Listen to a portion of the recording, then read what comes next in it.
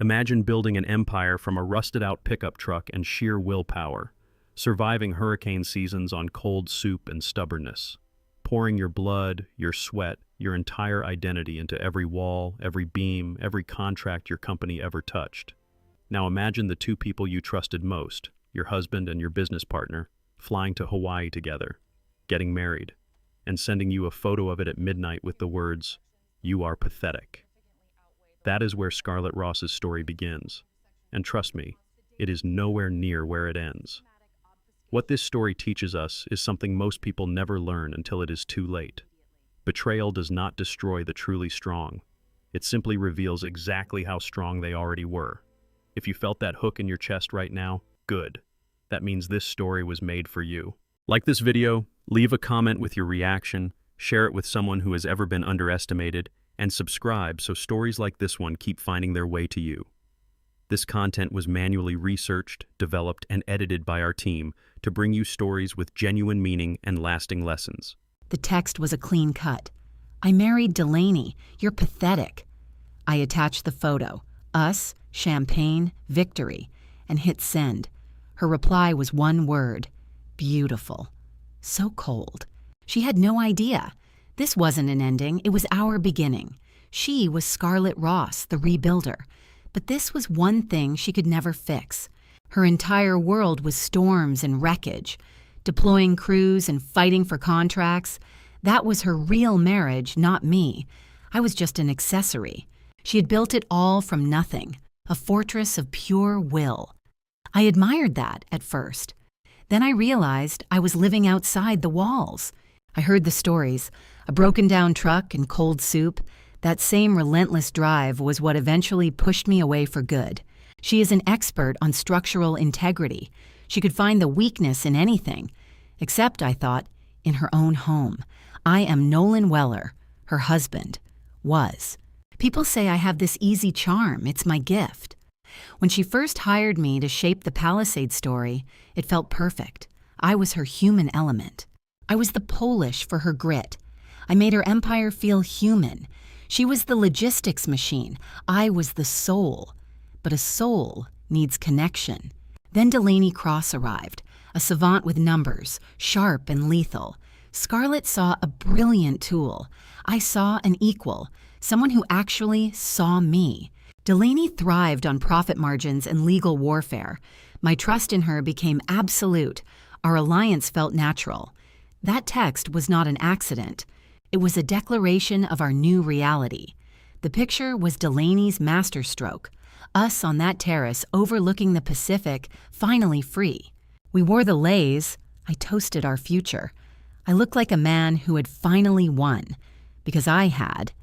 Delaney's smile was pure, satisfied victory. We were the heroes of our own story, escaping the cold queen in her tower. She had to feel it. It was the only way to force a clean break. I did not expect her reply. No rage, no heartbreak, just that one chilling word.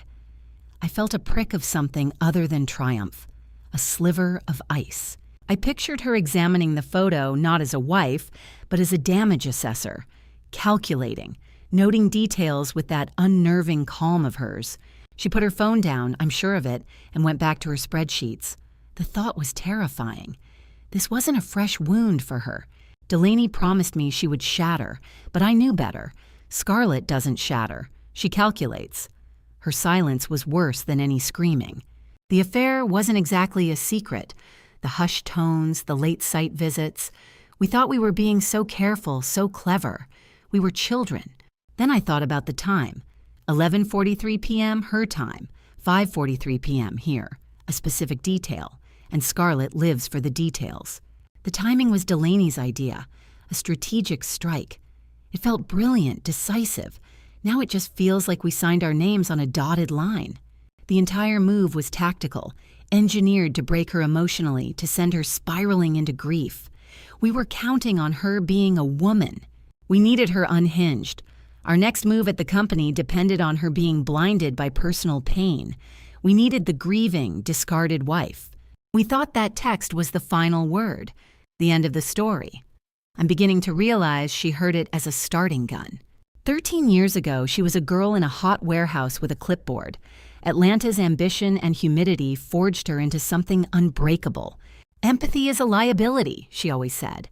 Chaos demands a ruthless hand. At some point, she started applying that principle to our marriage. Over the years, Palisade became the benchmark in disaster recovery. When things went wrong, they didn't call a hotline. They called my wife. That command cost her something. By the time the money was real, her soul was a vault. She ran on adrenaline and black coffee. There was no room for me. I found that fortress when she was 33, untouchable, brilliant, and I now see achingly lonely. She would have died before admitting it. I met her at some tedious charity gala. She looked so rigid in her suit. I made a bad joke and she laughed. It was like watching ice crack. I got past her walls. I gave her life some color, some music, some peace. I honestly thought I was rescuing the woman from the CEO. Then Palisade scaled up. The red tape was burying her alive. That's when Delaney Cross appeared. At the time, she felt like the answer to a prayer. Delaney saw Scarlett's operational chaos and redesigned it in 20 minutes. She spoke the sterile, efficient language that Scarlett had begun to worship. Scarlett was buckling. She made Delaney her COO, her sister-in-arms. She was so grateful for the help. It was the fatal error. Looking back, I see how her relief was her undoing.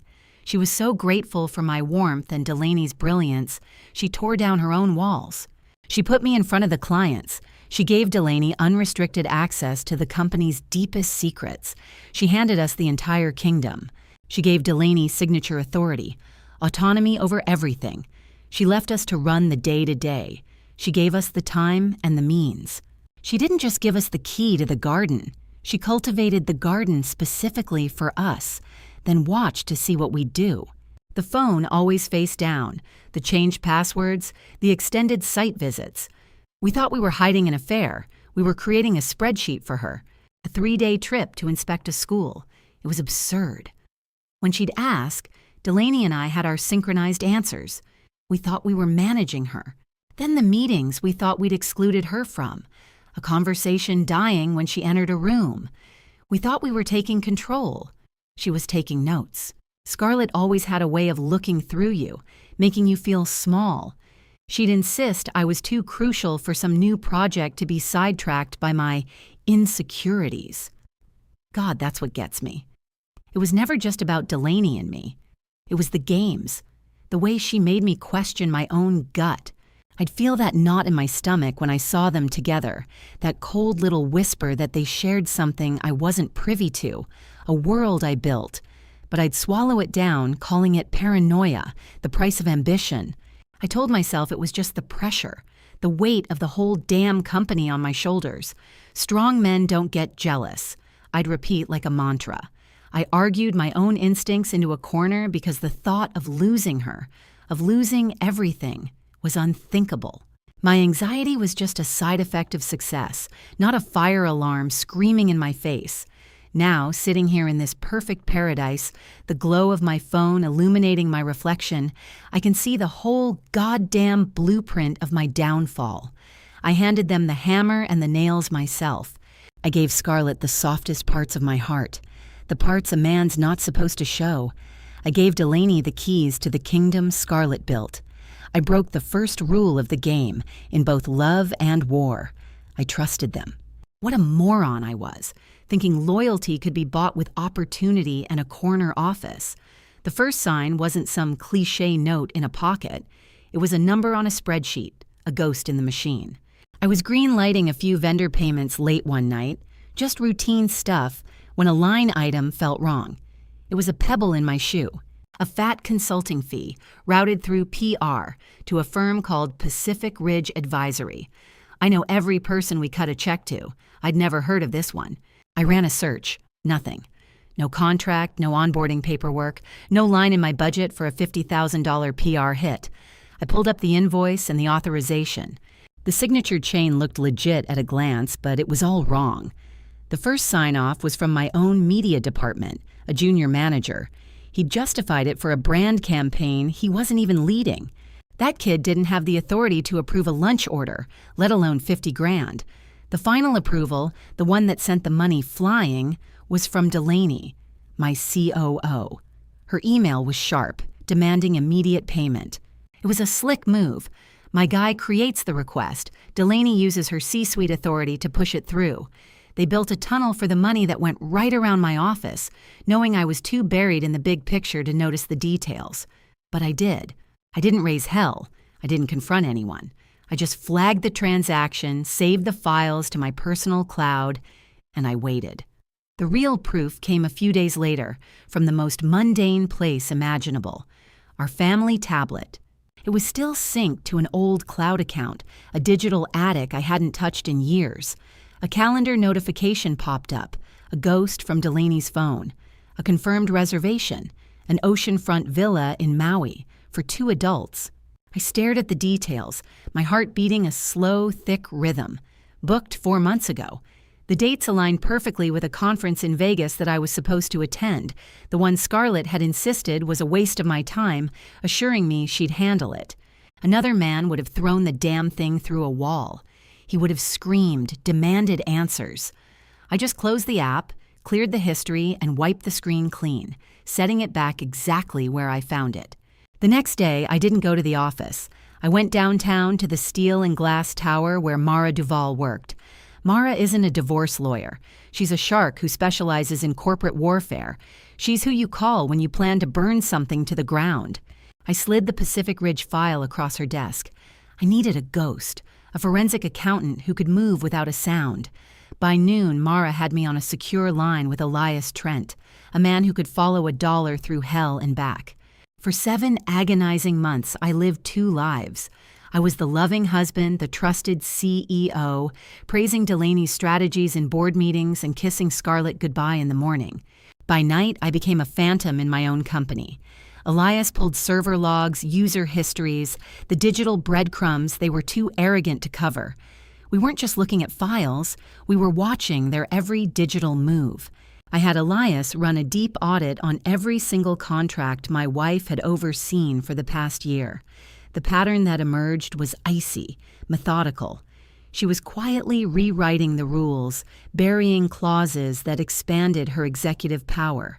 She was laying the legal track to sideline my authority, to make my signature a formality.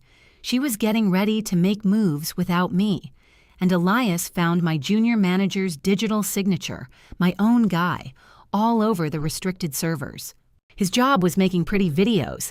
He had no reason to be sniffing around our most sensitive financial models. He was a tourist in the vault, mapping out every weakness for them. That's when I created North Exit. It wasn't a diary of my pain. It was a clean room, a digital morgue. Every falsified invoice, every altered contract was filed, cross-referenced, and sealed. I matched their secret hotel stays with the exact dates and times of the data breaches. This was never about divorce. This was about building a federal case for wire fraud and corporate espionage. I handled each piece of evidence with the cold calm of a bomb technician. This was no longer about my heart. This was about surgically removing the 2 people who were trying to kill the company I had bled for. Their affair, the whispers, the stolen weekends. It was all just noise. The villa in Maui wasn't a lover's getaway. It was a victory party, paid for with my money, celebrating the theft of my future. I finally understood, surrounded by the glow of my monitors, that the real affair was the one they were having with my company. They weren't star-crossed lovers. They were thieves, and our marriage was just the crowbar they used to get in. They were trying to steal everything, and my trust was the key they had used. The clock on the screen showed 11:45 p.m. It had been 60 seconds since their smiling picture arrived. I gave their treachery 1 minute of my time. The morning was over. Now the work began. My fingers moved across the keyboard, not with anger, but with the cold, brutal certainty of a demolition expert. I didn't write a scathing email. I didn't make a single call. I opened the root command terminal for the Palisade Renewal Group's entire network, bypassing all the friendly user interfaces. 3 keystrokes brought up her profile. My wife, the COO. I executed the command that severed her access to every financial and contractual database we owned. I pressed enter, and it felt final. Her authority vanished into the ether. Every file she tried to open would now return a dead end. But data was only half of it. The real power is in the money. I logged into our corporate treasury portal using a hardware security key. I went straight to the master controls and issued a new, irrevocable directive. Effective immediately, any wire transfer over $25,000 required my biometric thumbprint and a secondary sign-off from Mara Duval's office. In less than a minute, I had seized the company's financial controls. My wife could no longer buy a box of paper clips without my permission, let alone finance a coup. Her power was gone. Then I turned that same surgical precision on the man she had used. I revoked his access to everything: the brand servers, the cloud accounts, the project archives, his entire professional existence deleted. But that wasn't personal enough. I logged into my home security network. Our house was in my name, protected by a prenup harder than diamonds. I found his user profile and I deleted his biometric access. I wiped his digital house key and reset the garage code. He would come home from his little trip to find himself homeless. The house was now mine. Now it was time to preserve the crime scene. I triggered our most extreme security protocol, a full enterprise-wide legal hold. It was a digital flashbang. Every server, every account was instantly frozen and mirrored to a secure, off-site server. They couldn't delete an email, couldn't alter a file. The evidence was locked in amber. I had defended the board. Now it was time to attack. I opened a new email and attached the North exit file. The text to Scarlett was sent. 2 lines, a clean surgical cut. I lowered the phone, champagne chilling my other hand. The deed was done. I sent a different email to the chairman, a carefully worded notice. It was all corporate speak, no hint of the personal inferno I'd just ignited, just pure, calculated strategy. I flagged a deeply regrettable conflict of interest, a threat to the company that required their immediate attention. I put the board on notice. Checkmate. Then a buzz from Delaney's phone, not mine. It lit up her laughing face. Scarlett was silent. Delaney taunted me, asking if I felt like a king. Her thrill was the only reply I needed. I watched the bubbles rise in my glass, feeling a profound, intoxicating calm. I wouldn't need to speak to Scarlett again. Not really. The lawyers would handle the rest. From here on out, all my arguments would be made through legal motions. I stood, stretching in the warm Maui air. I walked over to the balcony of our suite. Below, the resort lights glittered against the dark Pacific. Paradise. I pressed my hand to the railing. Thousands of miles away, her world was collapsing. We both knew she thought she'd won, that I was just the charming husband. She had no idea I'd just pulled the pin on her entire empire. It was my story now. At 3 a.m, our time, the email chimed. An emergency board meeting. Delaney had called it, just as we'd planned. It was happening. The invitation proposed making Scarlett an honorary founder. It was a beautiful corporate way of saying she was being put out to pasture while we cleaned up her mess. Our timing was perfect. My phone buzzed with notifications. The wedding photos, our wedding photos, were hitting social media. A tidal wave of sunshine and happiness. We were shaping the story. The board would see a brilliant, stable new team. They'd see Scarlett as a woman scorned, emotionally compromised, her judgment shattered. While Delaney prepared her boardroom speech, I ran my own play. My access was still active. I saw Scarlett's frantic calls lighting up her office phone records. She was calling our oldest clients, desperate to control the damage. I pictured her voice tight with a panic she would never show. A leadership crisis, in real time. She was trying to put out a fire with a water pistol. We were moving too fast. At 3:30 a.m., we joined the video call. My ties just out of frame. The board members looked like they were attending a funeral. Then our camera went live. We were glowing, tanned, the picture of reluctant, responsible leadership. Then Scarlett appeared. She didn't look broken. Dressed in a severe charcoal blazer, she was a statue. Her face was granite. The unease began, a cold slick of sweat down my back. Delaney, unnerved but resolute, launched into her script. "Thank you for joining," she began, her voice a symphony of fake concern. "Scarlett is facing a personal crisis. I'm worried about her ability to lead," Delaney pressed on. "To protect the company and Scarlett herself, I'm suggesting a temporary leave of absence.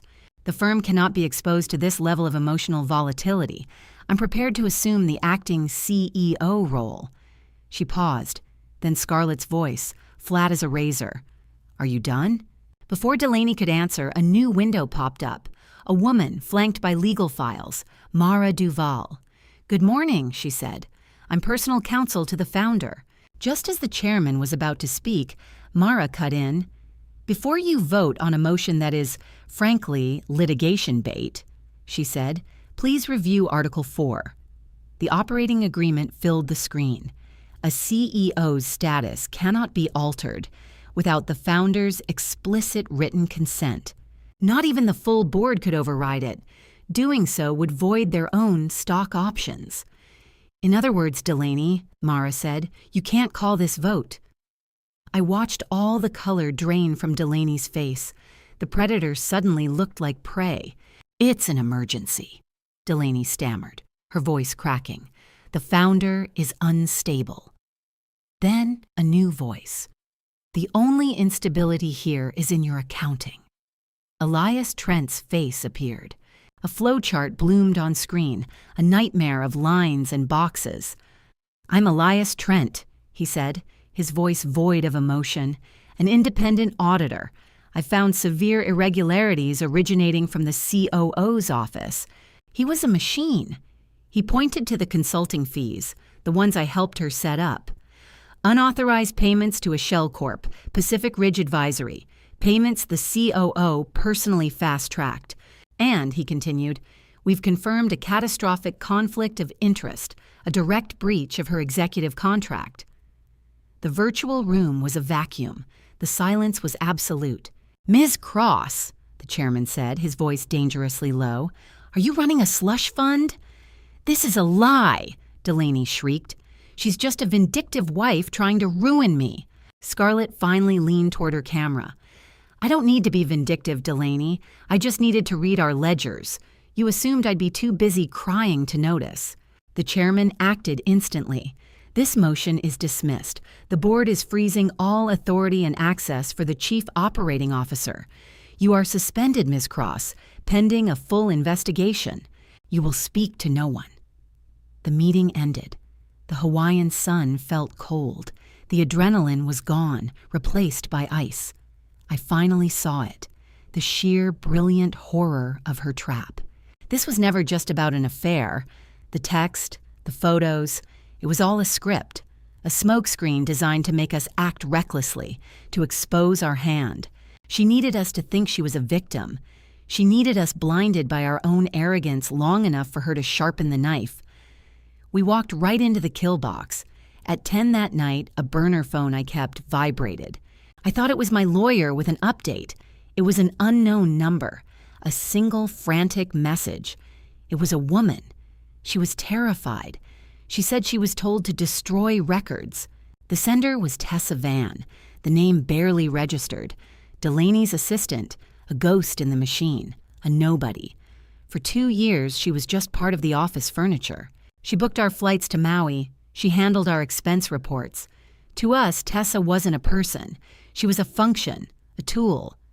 We never thought the tool had a conscience. She never would have come to me. I knew with sickening certainty who she had messaged. Scarlett. My wife was consolidating her position, gathering ammunition. I could picture Scarlett's reply. No warmth, just an address. A law firm. A place where Tessa's confession would be forged into a legal weapon pointed directly at our throats. I saw it all playing out. Tessa walking into that conference room, a nervous wreck, holding the proof that could send us to prison. She would be utterly terrified of Scarlett's power. I could feel the tremble in Tessa's hands. I could hear Scarlett's calm, predatory voice offering her water, telling her she was safe now, promising her protection.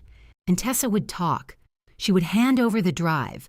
She'd tell them how a hysterical Delaney called her, ordering her to delete everything, to backdate the ethics forms.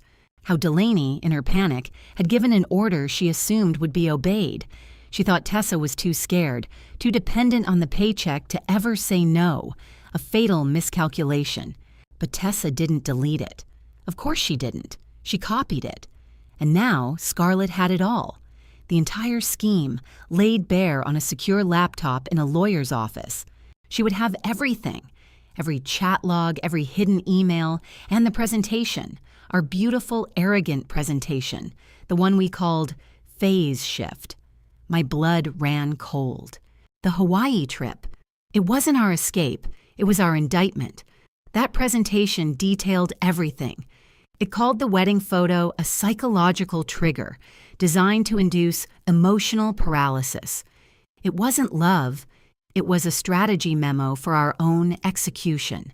To defeat an empress, they said, you needed an army. I only needed a photograph. Claire's idea, of course. She knew our coup wasn't about seizing the boardroom. It was about neutralizing the queen. So while she tidied up the financials, creating Blue Harbor Consulting to streamline what she called vendor incentives, I focused on the singular critical vulnerability, Scarlett's heart. Claire was brilliant that way. She called it an aggressive commission structure, a system that rewarded our most critical vendors through Blue Harbor. It was a clever way to ensure loyalty on contracts Scarlett was too rigid to ever win on her own. It felt like victory. Like we were finally playing chess while she was stuck playing checkers. The plan was surgical, unfolding with a terrifying precision I could only admire. While I was handling the emotional fallout, the necessary collateral damage of our story, Claire was preparing the final moves. I never imagined a stray audio file buried in some forgotten chat would be the first thread to unravel it all. I remember making that recording. I was in the garage, the engine humming, feeling the thrill of the win. I sent it to Claire to reassure her, a little piece of strategy from the man who knew the target best. I never dreamed Scarlett would one day sit in a silent conference room and hear my voice bounce off the walls. The words felt so true at the time, so sharp. Don't stress about the fallout, I'd chuckled, the sound of my own confidence intoxicating. I know her playbook. When she gets that picture, she won't smash things or call her lawyers. She's too controlled. I was an expert on my wife's pain. She'll shut down, I predicted. She'll retreat. By the time she figures out how to retaliate, we'll already control the entire board. The recording was a monument to my own arrogance. I thought I was predicting her strategy, but I was only describing her trauma. Scarlett could build a corporate empire from nothing, but she couldn't wage a war on two fronts. The CEO could handle the theft, the corporate betrayal. But the wife? I knew that recording would be a razor blade slipped between her ribs, finding the one place her titanium armor couldn't protect. I had taken her private fears, her stoicism, her horror of public humiliation, her instinct to pull inward under attack, and handed them to her enemy as a blueprint for invasion. My strategy wasn't just corporate sabotage, it was psychological warfare built on years of intimacy.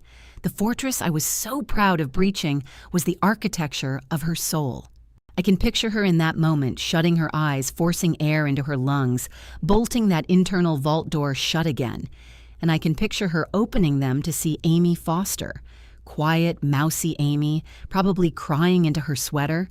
Claire and I, the two people she'd built her world with, had become predators studying our prey. And that meek junior assistant, a woman I barely knew existed, a person who owed her nothing, had apparently risked everything simply because she couldn't stomach the cruelty. I imagined Scarlett's lawyer, Julia Croft, sliding a contract across the table. An ironclad deal. "Sign this," she would have said. "The instant you do, you're covered by federal law." A shield for the girl I never even saw. They can't touch your job, your salary, or your good name. Then Scarlett would have looked at Amy, the ice in her veins forging into something new. "You don't work for them now," she'd have said, her voice like steel. "You work for me." And just like that, the most invisible person in the company became the witness who would burn our new world to the ground. But we didn't know that yet. In Maui, we were still celebrating. Our counterattack began in the court of public opinion, where facts are flimsy and feelings are king. By Tuesday, my voice was filling the airwaves of some painfully earnest podcast, my smooth baritone dripping with manufactured sincerity. I painted her as a domineering workaholic, a woman who had traded passion for power. I told the world our marriage had become a cold transaction, a business arrangement I had to escape to save my own soul. It was a beautiful performance. I was the wounded free spirit. She was the corporate despot. At the same time, Claire's face was on the cover of a major business magazine, a masterpiece of spin. The story ignored the affair, ignored the money, and recast her betrayal as a brave act of feminist defiance. She was a brilliant mind escaping a toxic, barren workplace, finding her truth. We weren't adulterers. We were pioneers. We were rebranding a hostile takeover as a wellness journey, and for a moment, it worked. The internet roared its approval. Our investors saw us as victims. My phone buzzed with messages of support. We had won the narrative. The world expected Scarlett to fight back on our terms. A tearful video, a leaked text, a carefully crafted statement from a crisis PR team. She was supposed to play the part of the publicly shamed woman. She did none of it. She never logged on. She never spoke. Her silence was absolute, a void where the noise was supposed to be. It was the first thing that truly unnerved me. We were shouting into a vacuum, and it felt less like a victory and more like a trap. We thought her silence was surrender. It was ammunition being loaded. She wasn't fighting for public sentiment. She was building a gallows out of legal fact. While we gave interviews, her lawyer, Julia Croft, was preparing 3 encrypted files. The first package went to the board. It wasn't a story. It was a timeline. A cold, hard ledger of our relationship, proving Claire and I had been together for over a year, a fact we'd conveniently omitted. The file placed our hotel receipts next to the minutes of board meetings where we co-approved budgets, a flagrant and undisclosed conflict of interest. It wasn't about love, it was about fiduciary breach. The second file was the kill shot to our romance narrative. It contained the complete money trail from our vendors, meticulously mapped by some forensic accountant named Ethan Cole, flowing directly into the Blue Harbor consulting accounts. It showed the 6-figure wire transfer for our security deposit on the Maui condo. It detailed every consulting fee that paid for this champagne, this view, this new life. Our journey of self-discovery was exposed for what it was, a life funded by systematic embezzlement. The third package was for the lawyers. Amy Foster, it turned out, hadn't just talked. She had copied the entire server. The file was a cascade of metadata logs, an immutable digital record showing Claire frantically altering dates on vendor contracts and affidavits after the board had already put her on leave. This wasn't a messy breakup anymore. This was evidence tampering, a straight line to federal charges. The ground didn't just shift, it collapsed beneath us. Within 24 hours, the blowback was catastrophic. 2 school districts, clients with 8-figure contracts, froze every project Claire had ever touched. The narrative we built vanished. An insurance syndicate locked a massive escrow payment for a hospital rebuild, demanding a full audit. The money stopped. The calls stopped. The support evaporated. The board, terrified of legal exposure, created a firewall between themselves and us, so fast it gave me whiplash. Claire and I thought we were fighting an emotional battle against a scorned wife. We believed our charm and a good story would be enough. But as the legal notices flooded our inboxes, the truth became brutally clear. She wasn't fighting with emotion at all. She was dismantling our world with the terrifying, sterile power of fact. We learned, far too late, that a podcast interview is no defense against a time-stamped server log. The real horror I see now wasn't in the grand strategy. It wasn't the forged documents or the stolen money. The real poison was in the quiet moments, in the intimate betrayals. In a hidden folder on Claire's laptop, Scarlett found the proof. I wasn't just Claire's partner, I was her spy inside my own marriage. For 18 months while my wife slept, I had crept into her sanctuary, her home office.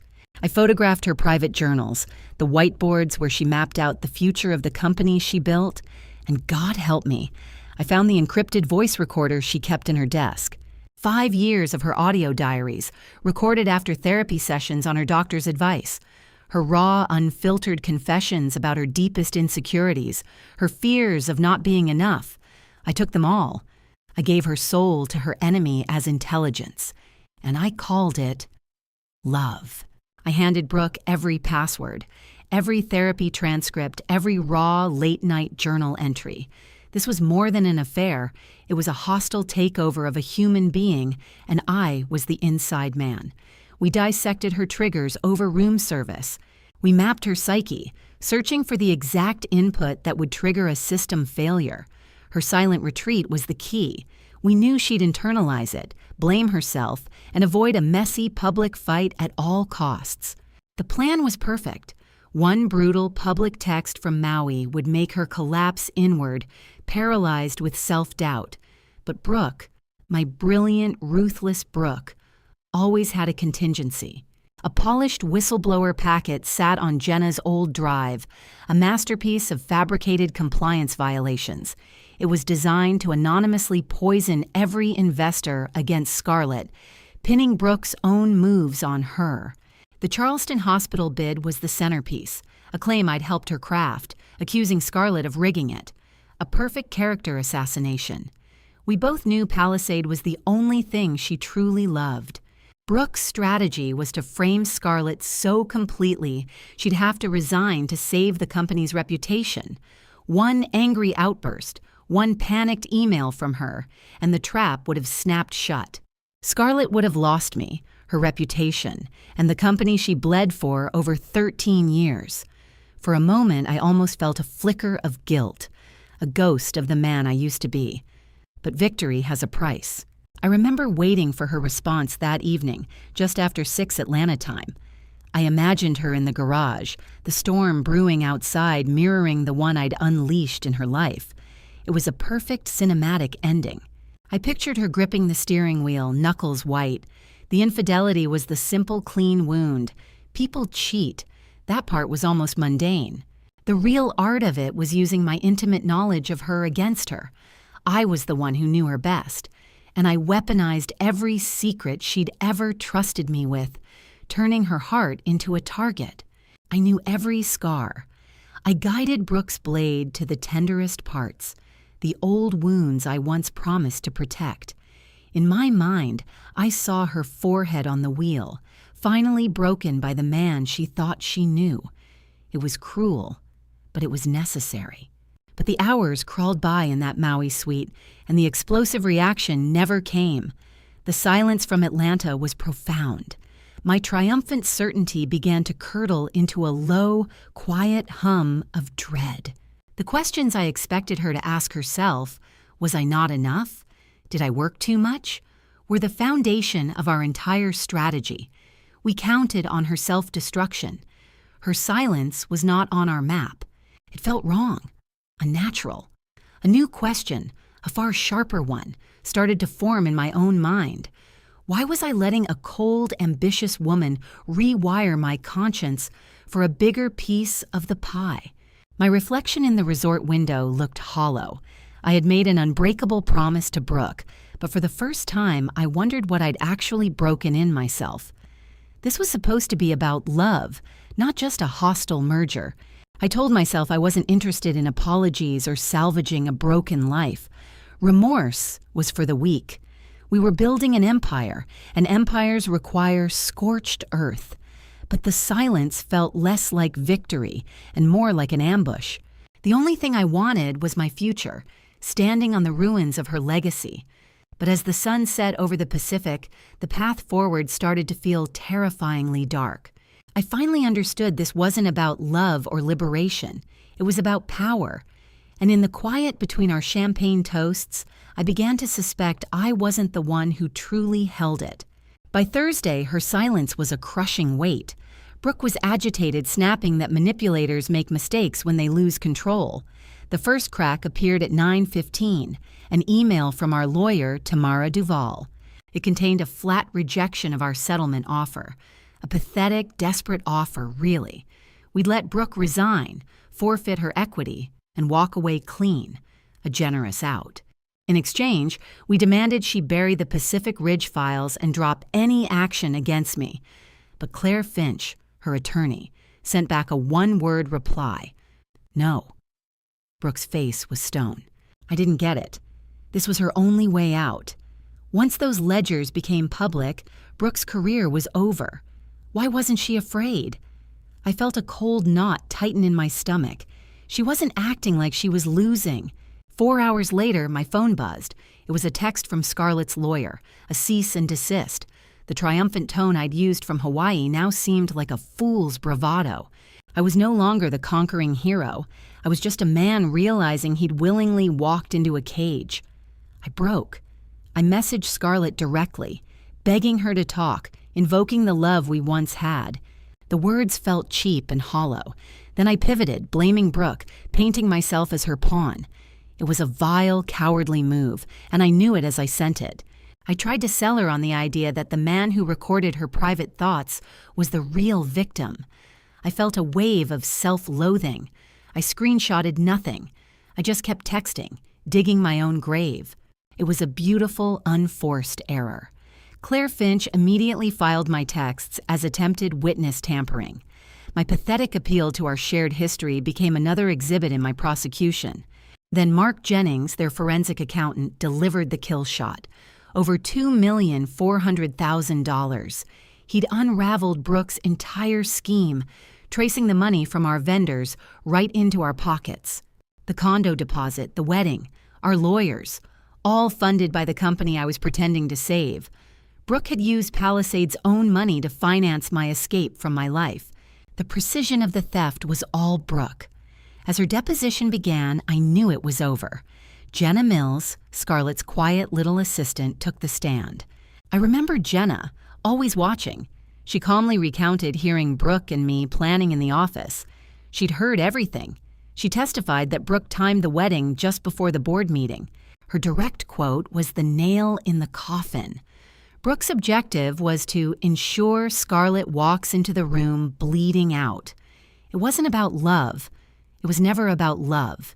Jenna's testimony proved premeditated malice. The affair wasn't a crime of passion. It was a corporate strategy.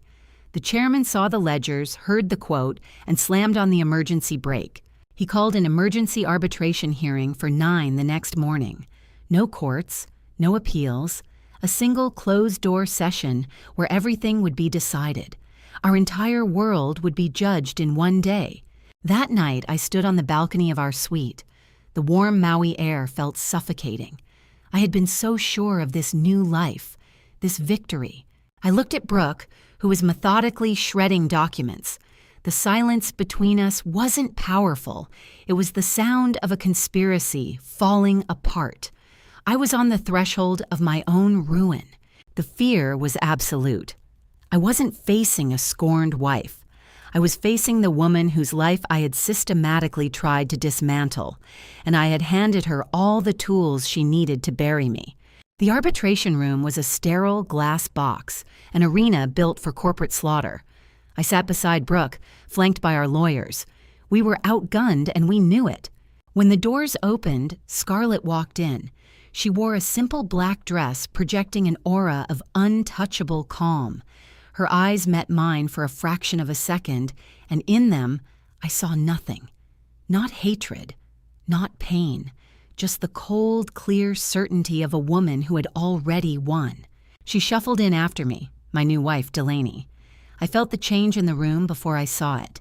The easy charisma that opened every door for me had vanished. My shoulders felt heavy, and I couldn't bring myself to look at Scarlett. It was the sickening lurch you get when you realize you've just gleefully stepped off a cliff. The chairman, Mr. Davies, didn't even say hello, just flicked his eyes toward Scarlett's attorney. Mara Vance stood up. I expected tears and accusations, the messy stuff. Instead, she spoke in the icy, sterile dialect of corporate law. She painted a masterpiece of fiduciary negligence, of shell suppliers, and a conspiracy to gut the company's governance. Then she passed the baton to some numbers guy, Elias Trent. He lit up the back wall with a spiderweb of financial charts that felt like a death sentence. He followed the money, my money, our money. He showed them how hundreds of thousands were skimmed from our own vendors and funneled into something called Pacific Ridge Advisory. Then he showed that same cash paying for our Maui condo, the champagne, the entire victory lap. He proved it, right there in black and white. We'd paid for our coup using the money we stole from Scarlett. Delaney's face turned a shade of blotchy red I'd never seen. She tried to interrupt, but Mara silenced her by projecting a timeline that synced perfectly with a deposition from Tessa Grant. Mara then pivoted to the forgery. On the screen, I saw timestamps for ethics forms, supposedly filed months ago, but digitally created just 3 hours after that wedding photo detonated Scarlett's life. Delaney hadn't been tying up loose ends in Hawaii. She'd been frantically building a paper wall from our hotel room to hide her crimes. Then came the kill shot. Mara clicked a button, and a title slide from Tessa's hard drive filled the screen. The words phase shift hung in the air like smoke. Mara coolly narrated our own assassination plot to a silent room. She read Delaney's words aloud, the cold strategy. Use the wedding as a psychological bomb, seed the media with stories of Scarlett's instability, and seize her chair in 48 hours. This wasn't about us, about love. It was a hostile takeover, and I was just the charming battering ram. That's when I broke. The whole elaborate lie shattered. I shot out of my seat, my voice cracking, my finger shaking as I pointed it at Delaney. I swore I didn't know about the money, that my world was creative, not finance, that she'd twisted everything. I tried to sacrifice the woman I'd just married to save my own skin. Mara didn't even flinch. She just clicked to the last slide. It was a screenshot of the text I sent from Maui, my text, to Delaney. It said, "Do not worry about the blast radius. She is too proud to scream in public, so she will just break beautifully, and we will walk right in." You could have heard a pin drop. The old men on that board, men I used to charm over scotch, stared at me with pure, undiluted disgust. I fell back into my chair and covered my face, the truth finally hitting me. My own words had just buried me alive. Mr. Davies didn't even pause for a discussion. The vote was instant, unanimous. Delaney Cross was fired. They clawed back her stock, revoked her credentials, and had security escort her from the building.